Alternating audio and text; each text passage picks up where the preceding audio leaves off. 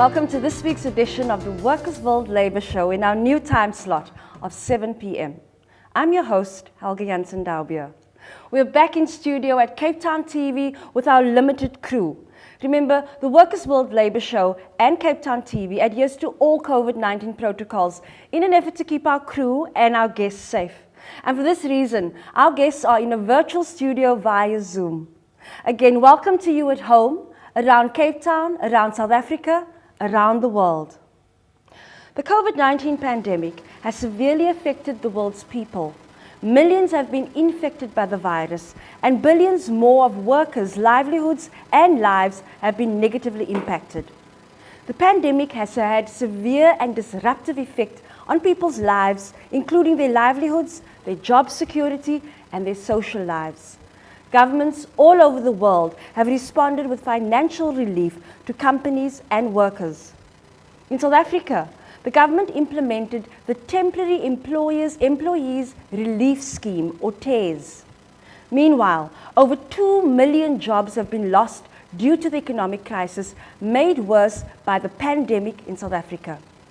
In today's show, we look at the benefits available to workers and the challenges they face in accessing relief, as well as the problems experienced by the Department of Labour and with UIF and COVID payments. In our virtual studio, we're joined by a panel of experts. I'd like to welcome Makasonke Buthelezi from the Department of Labour, particularly UIF. He's the Communications and Marketing Directorate. Welcome, But Makasonke. Good evening and thanks for having me. We're also joined by Myrtle Witbooi, General Secretary of SATSAWU. Welcome, Sis Myrtle. Thank you for allowing me to be on the show. It's my pleasure. And finally, from the Casual Workers Advice Office, we're joined by Andile Moshlo. Good evening, Andile. Good evening, my fellow South Africa. Thank you very much to be part of this platform. It's really great to have all of you here. But Makasonke, let's start with you. I'm going to ask you to give us an overview of the impact of the crisis. And when I say crisis, of course, I mean the economic crisis as a result of COVID-19, particularly on workers who need to access the relief.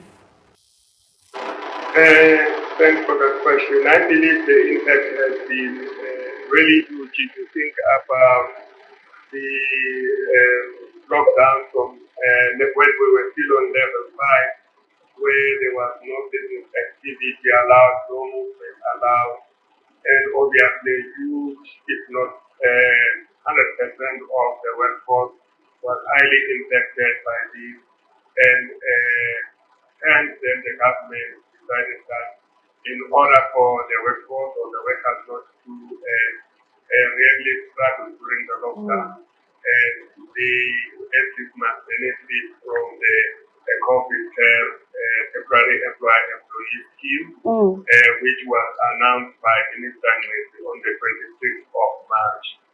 And there's been some challenges when we started this scheme, and we have been really a journey for the unemployment insurance fund. So the scheme, when it was initially announced, there was a 40 billion grant that was set aside, and secondly, the initial period for it was only for 3 months between March and June. But consequently, there were extensions to the lockdown, and now we are on level 1, and that was also extended to national. The health benefit was also extended in line with the risk adjustment of So far what we have spent as a fund, we have been between March and now we have spent close to 2 billion. So we have exceeded the 40 billion with about 12 billion paid, and that has benefited to 12 million workers. Some challenges initially with the employers, where some of them were not willing to pay.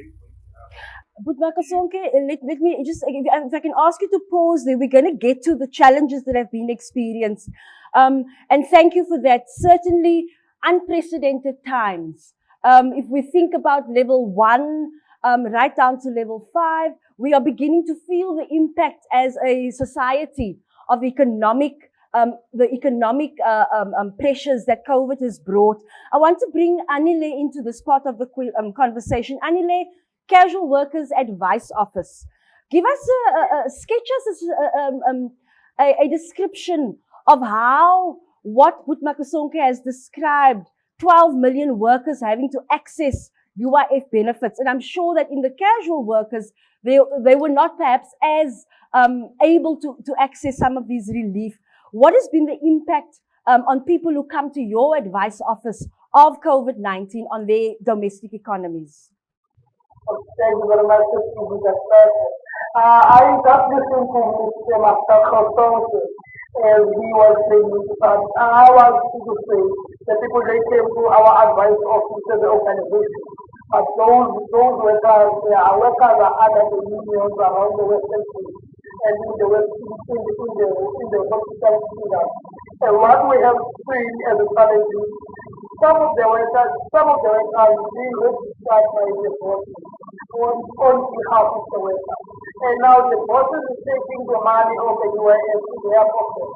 And now Department of Labor Anile, let me ask you just to pause there. We're going to get to that part of the conversation because we know, and I'm sure that the Department of Labor has acknowledged, in fact, the levels of challenge that they've been in terms of employers. But I want you to be able to give us an idea of the impact that the pandemic and the economic hardships have had on people who come to your office. For example, when people come to your office, what do they ask advice about if they've lost their jobs? Okay, thank you very much. Okay, as the workers they come to our advice office, they are asking for advice because the employers they give them the contract that there was a document the employers around the hospital industry giving the workers saying them apply. They want to apply for the UIF. After it will come on the text of the paper, it's just only showing that to the responsible. And now we are putting the pressure to the process now to change the issue because they are not being honest to the workers. And now the people in the workers, they have no knowledge how to fight against them. So Anile, what you're saying is that That's why now the advice office. Yes. So what you're describing is that there were underhandedness on the side of the employers from level 5 when workers were coming with these forms. Sis Myrtle, can I bring you in here? In terms of COVID-19, and we know we've had these conversations with Satsawu over the period in terms of the impact of the pandemic on your members.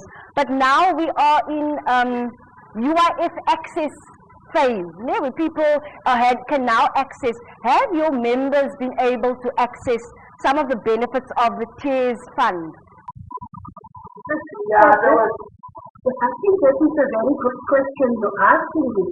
At the moment, if we have listened to what the Department of Labor has announced, the Department of Labor has made a statement that 250,000 domestic workers have lost their jobs, but only 19,000 have access, 19,000 have access to the unemployment fund.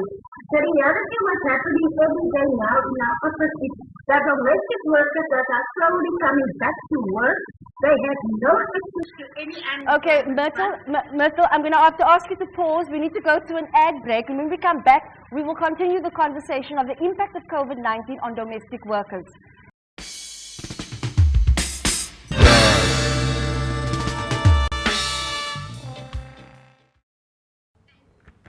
Welcome back. We're talking the UIF Unemployment Insurance Fund and the impact of the COVID-19 pandemic on workers.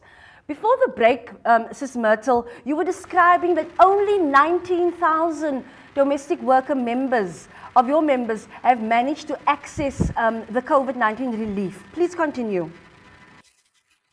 I was actually talking, the minister made an announcement on a round figure of 250,000.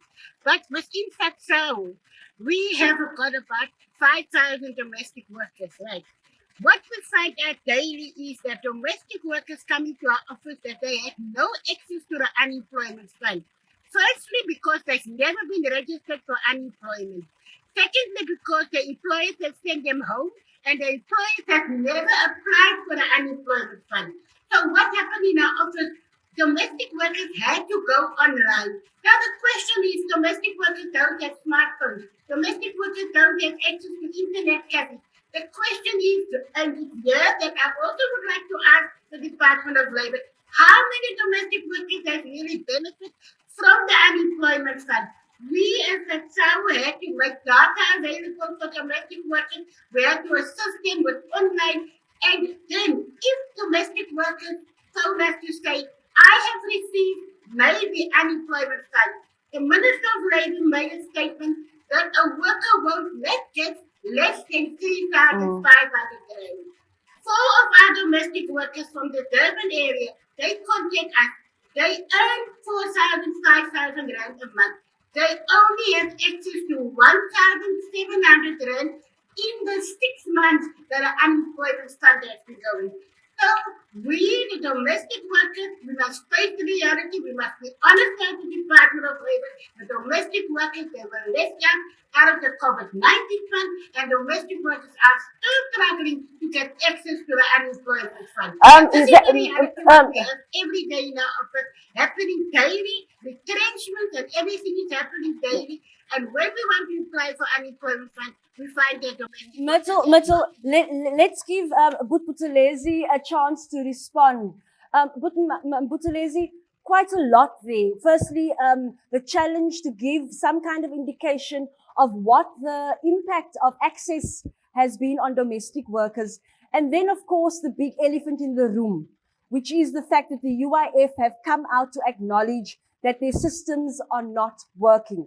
I want to keep that elephant in the room and allow you an opportunity perhaps to respond to Satsawu around the issue of domestic workers being able to access the TERS relief fund.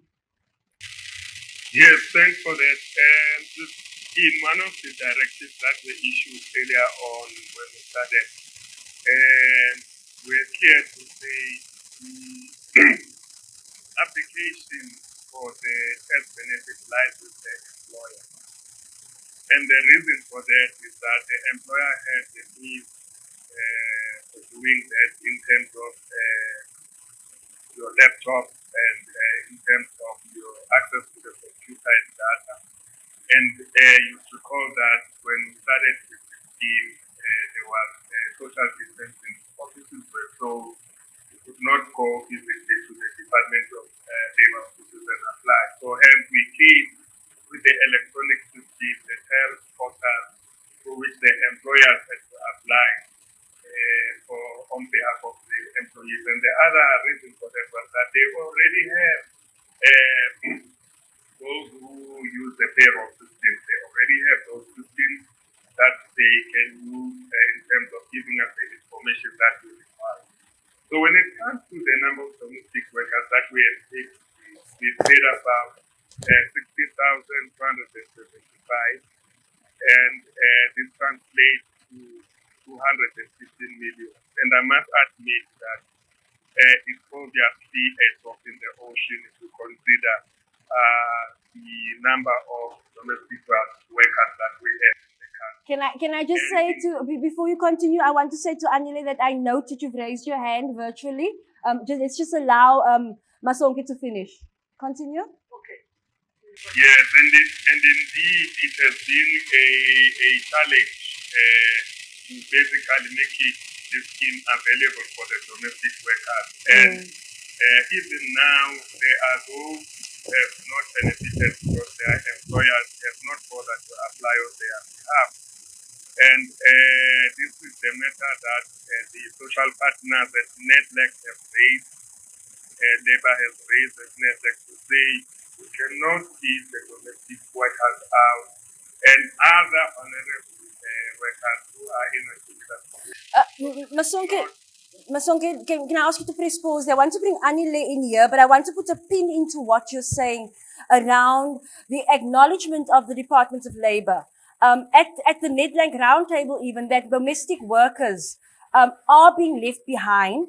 And we want to note this, Ms. Myrtle, 2 years after the Pretoria High Court ruling, in May of 2018, and then again, 2019, and then again in October of 2019, where the Pretoria High Court ruled basically the domestic worker rights must be constitutionally guaranteed. And we are now in 2020, in the middle of a pandemic. And still, it would seem that SATSAU and other trade unions that organize domestic workers and casual workers are still grappling to access those rights. I'm going to allow that conversation maybe to take place at a later point in our discussion. I want to put a pin into it, and I want to bring Anile into this part of the conversation as well.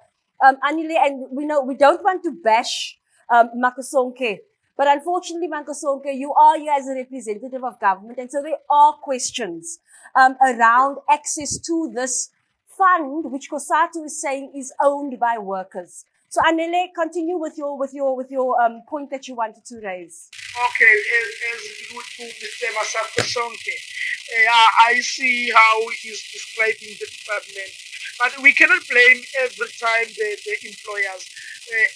As we go to do a research as an organization, as a casual workers advice office, we go to do the research. Some of the casual workers, they apply for a UIF 90. But from since May, but they never received it from the Department of Labor. I think the Department of Labor, they are using an old system because people are waiting long, and now the Department of Labor say you must come after 2 weeks. After 2 weeks, there is a long queue in Cape Town, in the regional office of the Department of Labor in Cape Town. Every time the people, they are returned home, like the Department of Labor, because the claims is not coming out. And we must remember, the people, they have no money to travel from the township to Cape Town, and they take the long queue. After that, still there is no payout. That's why I was saying, at least the Department of Labor. Hey, I don't know if they are using the old system, because some of the workers is being rejected when they take the UIF 90. And this issue is not on the employers. The issue is in Department of Labor. Their system is not catching. Anele, I want to ask you to pause there, because you have now framed the elephant in the room. Boet Makasonke, the elephant in the room is the acknowledgement earlier this week from the Department of Labor that the systems are not working. Anele sketches a picture of a regional office in Cape Town that cannot handle the volume. There are other reports of the online system not being able to manage, that the telephone call center is not being answered. I think we must acknowledge that the acknowledgement from the Department of Labor was honest. It was playing open cards with society. At the same time, Department of Labor, this is very late in the game. This is very, very late in the game. And so what is the mechanisms for you to begin to deal with this? Because we're talking about hundreds of thousands, if not millions of workers that need to access what they have rightly been putting into this fund. So where is the Department of Labor on beginning to resolve this? I mean, I see a job opportunity for thousands of young people who need to work in a call center. So when you're talking about the call center, yes, right, that we don't have sufficient capacity there.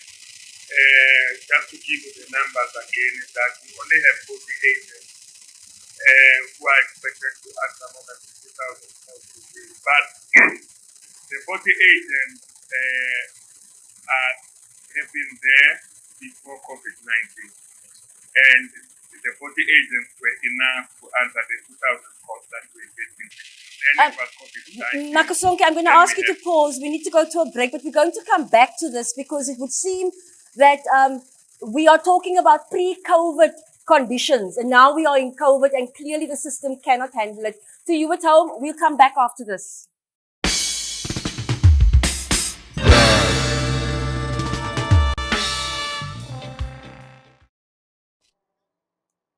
Welcome back. We're talking COVID-19 and the Unemployment Insurance Fund. Makasonke, before the break, you were talking about the challenges which the Department of Labour has had in administering its UIF fund, particularly as the volume of people needing to access relief has increased. Yes, as I was saying, in terms of the call center situation, was that before COVID, we've always had 40 agents answering about 2,000 calls. COVID came in, the volumes have increased. But what happened was initially, for the first 3 months, we had a Axel company that gave us 500 agents to assist us, so we were able to answer the call. Although the quality was not as good as we would have wanted, then the contract ended, so we're back to 40 agents currently. But what we have done to attend the situation around is that we are going to get 300 more agents from next week, who will obviously make the load lighter, and we should be able to go back to normal. In terms of we do have challenges. We do have a backlog on online applications for the unemployment and maternity benefits, our normal benefits. And that's precisely because of the volumes that have increased. As you have said, and everybody has seen, many people have been retrenched since the start of the COVID-19. And we are saying, trying to encourage people to apply online. That has obviously slowed down the system, because again, it was never built to have and process huge numbers of applications per day. So, but our ICT system is working on that to increase the capacity, and as well as we are also trying to redirect some of the queries when it comes to TERS itself. Some of the queries to our provinces. We have about 835 officials that have been identified, so that they could also assist head office with some of the queries relating to the TERS benefits. Okay. So those are some of the things that we put in place. So there we've heard it now. There are indeed mitigation strategies which the Department of Labour are going to start as early as next week. And we know, Anele and Sis Myrtle, the unions and the different worker formations are going to be watching this, and of course will be reporting on it. But I want to come back, Anele. Something that you raised earlier was around the challenges of employers who were trying to jimmy the system, try to act nefariously to get a little bit more out of the fund, the relief fund. Give us some of the experiences which your members that come to the advice office have been communicating with you. Okay, thank you very much for another platform. Yeah, as I was saying on the previous time, the employers, they abuse the funds to the workers. The employers is being, they apply for the TERS funds on behalf of their workers. After that, they are not giving them that money. When we check on the status, when you check online the status, you see the status, the company received the money on this day. And now this employer, or this employee, supposed to get this money. But you see, where we see, they're abusing us. And we try to engage with the employers. We try to engage with Mr. Masuk. Mr. Masuk is the head of the province in the Western Cape. We engage with people, the employers. They are deducting the TERS because they say they give the workers the advance loan. But the workers, there was no way having agreement between the two parties, the workers and the employers. They just only judging the money without a permission. And when we see there's a lot of companies that they receive the TERS funds and they take to their pocket. But the Department of Labour failed to defeat those employers. They are taking the money to their pockets because the employers, they are saying they are paying the workers the wages. Yeah. They cannot pay for the TERS funds. Anile, I want to ask you just to press pause because I want, and Sis Myrtle, we've not forgotten about you, but I want to bring the Department of Labour again into this.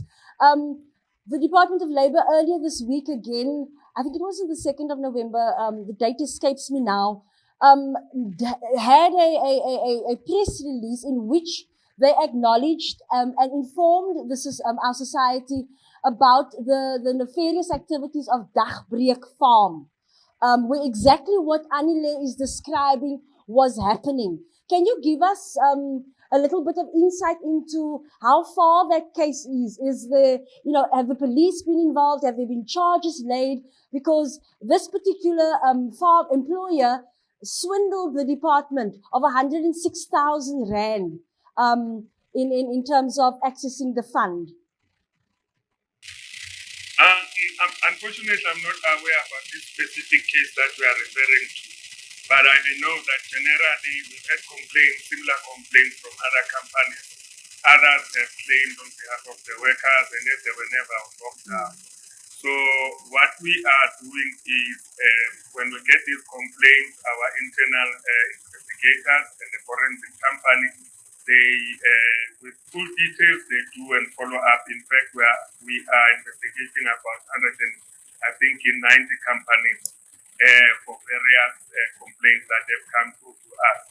But what is most important is that we've been talking about the Follow the Money project, where we have appointed now a team of forensics who are going to follow each and every payment that we have made to employers to check if the monies have been dispersed to the employees and if it is the correct amount that have been dispersed. So we are following the money, I think, in a week or two, and we expect that we will get a lot of these companies who are either underpaying the workers or withholding money, and we expect that will open a lot of cases against such companies. Okay, let's bring Anile. I recognize you. I'm going to give you a very short amount of time to respond or to ask or to make a comment, because I want to go to Myrtle to talk about COIDA. Anile, very quickly. Okay. Now, I want to just ask to Mr. Masoku from the Department of Labor, how long we can take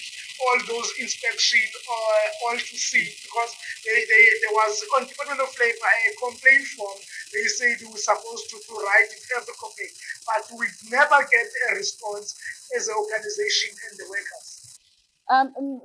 Butmasanko, I'm going to ask you to hold on the response because it is about, again, mitigation strategies for some of these issues of corruption that have come up in the UIF. I want to come back to Ms. Myrtle, and let's just talk about COIDA. COIDA being the Compensation for Occupational Injuries and Diseases Act. And as I mentioned earlier, 2019 was an amazing constitutional rights year for domestic workers. We are now waiting for the President and for Parliament to ratify the inclusion, as instructed by the courts, of domestic workers into COIDA with retrospective payment. Where is this campaign now, Sis Myrtle, noting that Parliament has still not ratified this? The reality that we're facing now about the COIDA is that twice this year, after all our victories of unconstitutional and things like this, twice this year, and even yesterday, the day before yesterday, an announcement was made in Cabinet that the COIDA will now be extended to domestic workers, and the clause that was not accommodating them will be removed and replaced with a clause that will say domestic workers will now be included in COIDA. But this process has been coming from January. This year has been 3 times already discussed in the Cabinet. We still don't know where this process is. The Minister of Labour has first answered us soon. March, the Minister of Labour tabled it. It said it will be, the clause will be. We are still waiting. Yesterday I did an interview and it's still standing as such. It has not been signed. It is not been recognized for domestic workers.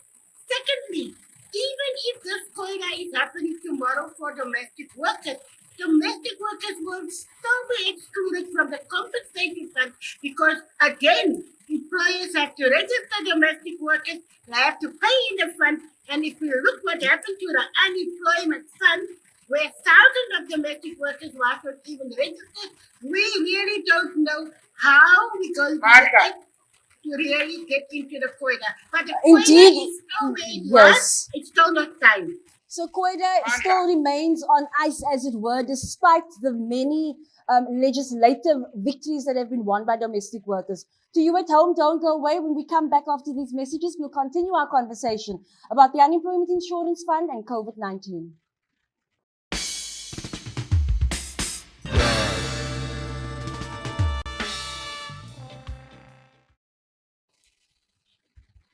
Welcome back. We're talking COVID-19 and the UIF. Sis Myrtle, coming back to the point that you raised, that we ended off with, that COIDA remains on ice despite the legislative gains that have been made. Department of Labour, Buthelezi, give us some kind of indication here. It's on ice despite the back and forth with Parliament. Where is the Minister on making sure that these rights that have been legislated in our courts of law become a reality for domestic workers? It becomes difficult for me to respond because I'm with the Unemployment Insurance Fund. I'm not with the Compensation Fund, unfortunately, and I'm not aware of what is going on there. But you are aware, of course, that the Minister deals with many issues at a NEDLAC, UIF and the Compensation Fund being part of that. But we acknowledge that given the position that you hold, you may be not able to give a definitive explanation for that. So, Sis Myrtle, I suppose that the struggle continues for domestic workers to make sure that the rights become entrenched and that employers adhere to that. Yes, I think that the thing what I would like to hear from the Department of Labour, like you said, is not involved in the COIDA. But the thing that I would like to know, the COVID-19 solidarity fund. The domestic workers could access it and get 350 rand. But as far as we are concerned, domestic workers did not have access to phones or smartphones online. And domestic workers are still coming to our offices to ask now. There was an announcement made that the COVID-19 fund has now been extended for the next 3 months. How will domestic workers be included now in that COVID-19 fund? Because many domestic workers have not had access. Many domestic workers are only working part-time now because employers have put them on 2 days or 1 day. So what mechanism must we use to get domestic workers now to have access of that 53 billion money that's already been lost and waste? We want to make sure now that domestic workers definitely are going to benefit from the next 3 months from the COVID-19 fund. That is a burning question we've got. We discussed it today. Secondly, what I would just like to say, yesterday an employer was saying, sending me a letter of how she's struggling to get domestic workers to get to the Department of Labour. She just don't get the response. She's been trying for the last 8 months. She just wants to show me proof of how it is a struggle even for employers to get to the Department of Labour to get access for domestic workers to have funds. So it's both sides there is talk, but we needed answers and we have to look at the policy and we have to rewrite policy, but domestic workers have to start benefiting from all this.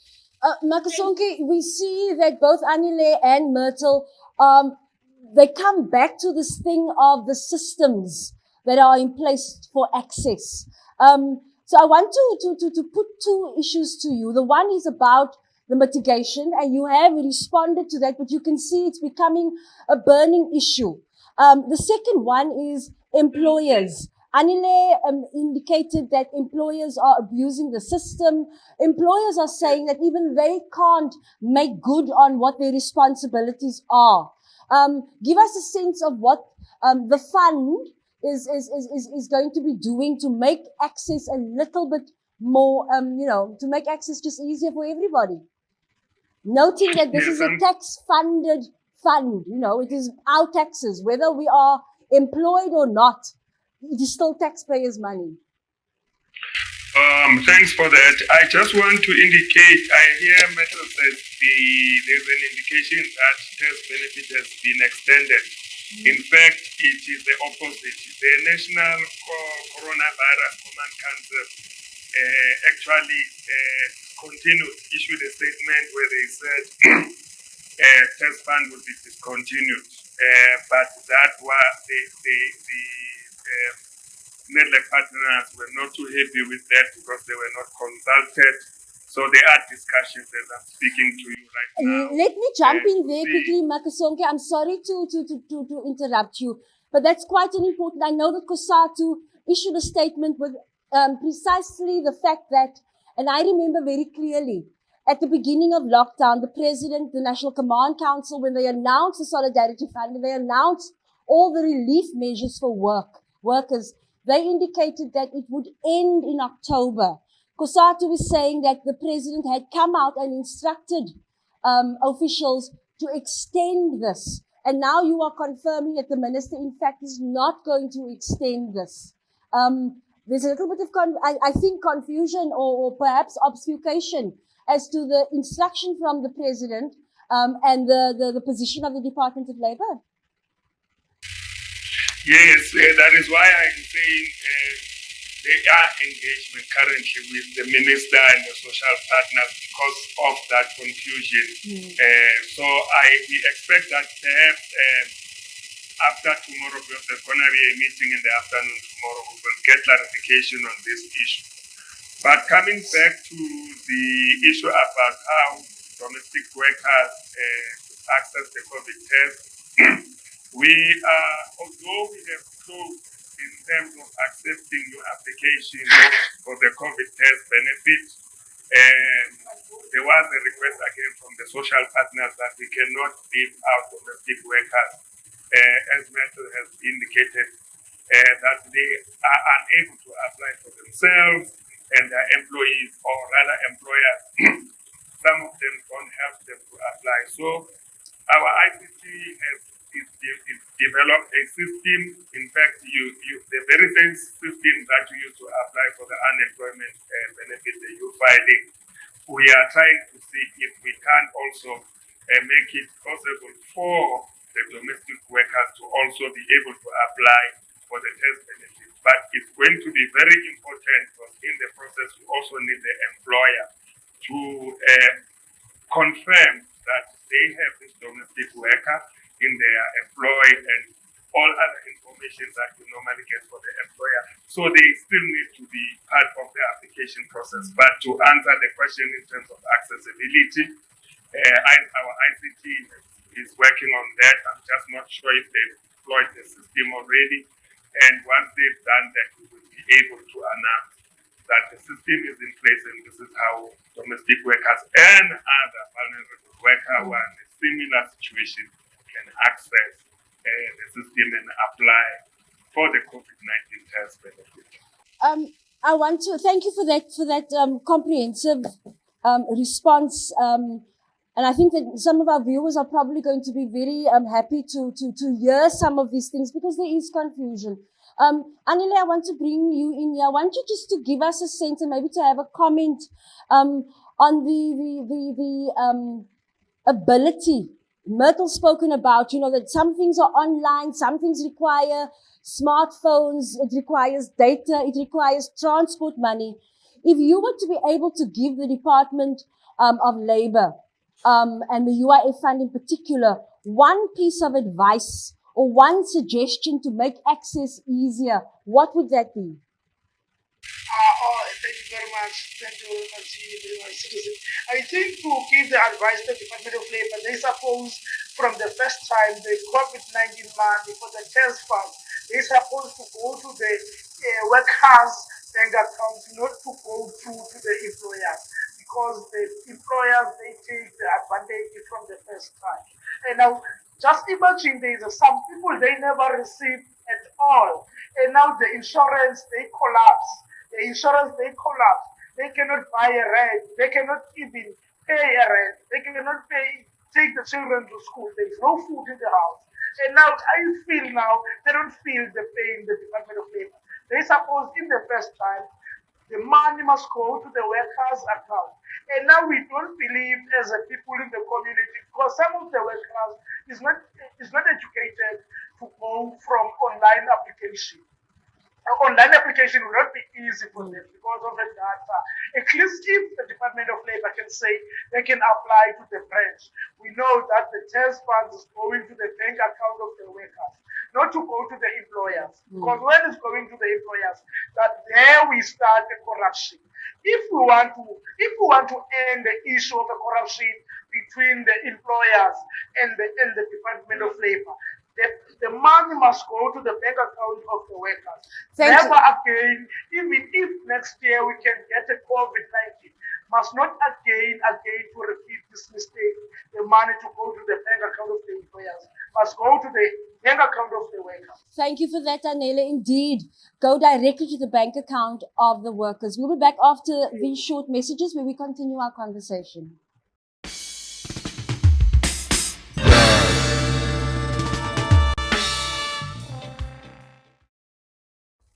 Welcome back. We're in our final segment of the Workers' World Labour Show. We're talking UIF, and I'm sure a burning topic of conversation in many of our viewers' homes.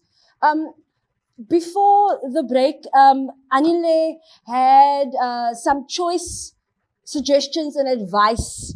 I want to bring Myrtle into it as well before we ask Masonke to respond. To perhaps also give some I want to say recommendations, because this is, our society is functions very well in this way, in that there's always room for making recommendations, and the door to government, if it is slightly tight, we force it open. So, Myrtle, any recommendations for the Department of Labor in terms of smoothing the way for employers and for domestic workers, noting the lack of technology and the lack of access to technology in some of these systems? Yes, the one thing that I'm very concerned of what the Department of Labor has just said, besides the technology and the domestic workers don't have access to smartphones, the one question that is most domestic workers are still not at work. Most domestic workers have still been asked to stay at home. Now the statement that was made just now that employers should still be involved when the domestic worker applies for the COVID-19 fund. Now, if a domestic worker is down in the arm and an employer is in Cape Town, maybe the employer even has employed somebody else because she's still keeping a domestic worker on hold. How will the two work together to ensure that the domestic worker will have access to the COVID-19 fund? So clearly, we are going to watch the press. We are going to look at when you're making the statement of how domestic workers will apply. But at the moment, some domestic workers is even, been not told that they dismissed, but they just simply staying at home because the employers don't want them to travel by taxis. The employers are scared because. So my question is, with technology, with smartphones, how will the domestic workers, the Department of Labor in between, the employer on the other side, where will domestic workers get the data and things to sit on the phone and do all these things? That's the question that I also want to ask.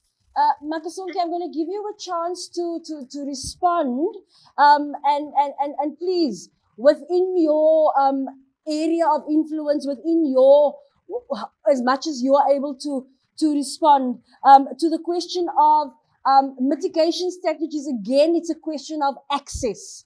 So I want to allow you to respond to that, and then I have a second question, but let's first give you a chance to respond. Yes, I think once I've indicated that we've decentralized some of the functions that we have in as far as the processing of applications for COVID TERS are concerned. We have about 835 officials throughout the country who are going to specifically assist with the TERS process. So I think once we open it up for domestic workers with other special dispensations, we will make it easy for them to work with those officials, those who are unable to work through the smartphones and what have you. And those officials will be at hand to assist with the application process. But we still need the employers, unfortunately, to confirm this relationship between the employer and the employee, because without them, we won't be able to proceed in terms of applying, processing the application education. And it is happening even now. We demand that the employer should declare some of the employees that we can't find on our database who are not registered, so that we are assured that there is that existing relationship between the employer and the employee. I want to just ask a question around employers and registration. We know that the cost of paying a helper, né? Whether it is in your home or whether it is on your property, etc. This is a description of how our society is ordered, and so employers are often not wanting to take up the law to register. That's the first point. The second point is also that many people also employ undocumented workers, as in they don't have legal permission to work in South Africa. How are we going to deal with that? Because of course, whether you are documented or not, you still have access to rights and to be protected under our constitution. How is the Department of Labour dealing with that? So currently, any violation of the labour laws, whether it be the Unemployment Insurance Fund, COID, or conditions of employment, if there's any violation of those, we have the inspectorate so the employees or the workers are free to go to any nearest labour centre to report those instances, and then our inspectorate should go out and follow up on those complaints. And I know that they often also have raids where they call them places where they go if a certain area has been identified where there's a violation of labour laws. They go out and basically visit those workplaces. So I think they should be reported to the inspectorate, to the labour centre. I want to ask, if I may, and it's again to the Department of Labour. And unfortunately, there are a lot of questions around access to this fund. But the UIF fund, in the context of COVID, is not the only unemployment insurance fund relief that is offered. Can you give us a little bit more information? And here I'm particularly thinking of the temporary layoffs fund and yeah. Yes, we still have, in spite of the COVID-19 TERS, we still have the normal TERS benefits, where if a company, and we expect that there will be a lot of those companies in distress after COVID-19 who can come and apply through CCMA for the TERS benefit, the main TERS benefit, wherein UIF basically pays 75% of the salaries of people, of the workers who are facing retrenchment. And part of that is that they will either be trained for a period not exceeding 12 months while the company is trying to recover. They'll be trained through the relevant sector, and UIF will basically take care of their salaries. So, and whilst they are still in training, the condition is that company should continue with their payment of things like their normal benefits, the medical benefits, housing, and such things. So that still exists, and we still have a budget for that. So, and we anticipate that there will be an increase in terms of companies approaching CCMA, trying to access this fund program. We are in the final 2 minutes of our show, and I want to ask each of you, particularly Setsawu and the Casual Workers Advice Office, to give us a sense of the way forward for your organizations in terms of accessing COVID-19 relief as we go. We are now in level 1, lockdown. The president is going to make some further COVID-19 announcements next week.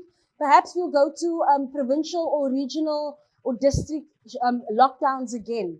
So I'd like to know what your way forward is to support your members in this, as we said in the beginning, really unprecedented times. Let's start with Satsawu. And sorry, Myrtle, but you've got about 25 seconds. I think basically what we want is, well, we feel very optimistic of what the Department of Labor has just said about the domestic workers, getting them included.